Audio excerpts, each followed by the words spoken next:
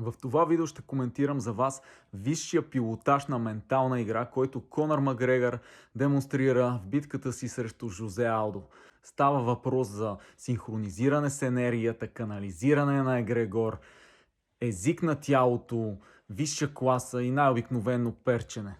На претеглянето позиции на силата, вокален крещи, отворена уста, вдигната глава, по учебник увереност. Сега тук не съм специалист по бойни изкуства, обаче позицията на Алдо е защитна. Той заема защитна позиция, наистина той ще защитава титлата си, както го е правил неколкократно. Но той се защитава от новото, което ще го връхлети, и то не чрез бой, ами чрез енергийна атака, чрез психоатаки. Забележете сега как Конър не го атакува с ръце, ами се движи като един облак от енергия, който ще го погълне без усилия. Дейна Уайт, който е мега щастлив това, че се появи Конър, който като една суперзвезда привлича към компанията му безброй човешки очи и не само.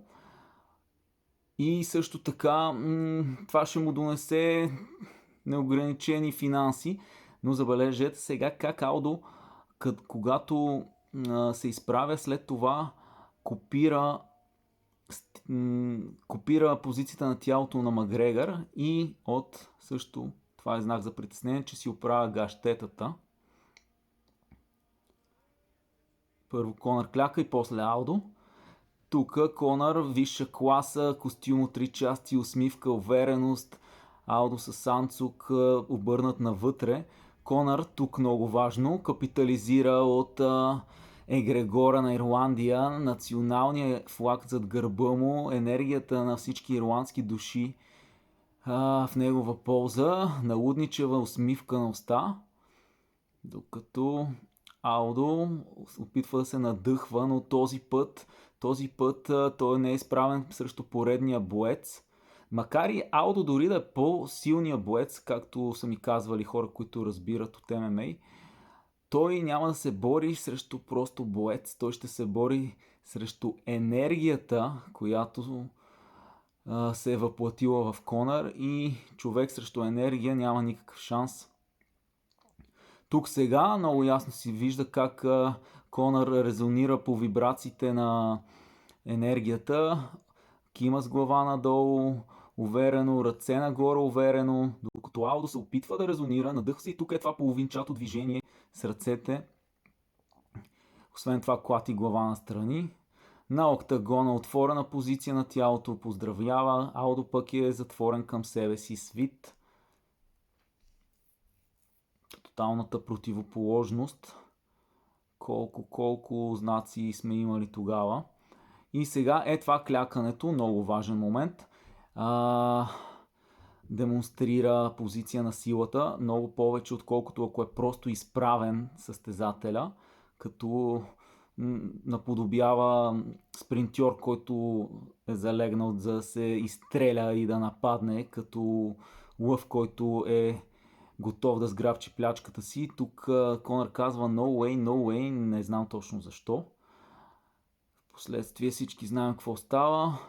Нокаут за по-малко от 13 секунди. Алдо е разбит първо на енергийно ниво и съответно после на техническо, след като е бил много внимателно разучен предварително. Както знаем, физическия свят материализира с съответното закъснение това, което вече се е случило в менталния. И сега тук изключително важен момент. Конър трябва да замръзне. Това е може би най-важното нещо в това видео. Той след като побеждава, замръзва, защото първо знае, че не е победил той. Второ, ако се радва, означава, че все едно се е случило нещо извънредно, нещо неочаквано, нещо голямо, което ще противоречи на цялата му настройка, че е бил по-велик преди играта.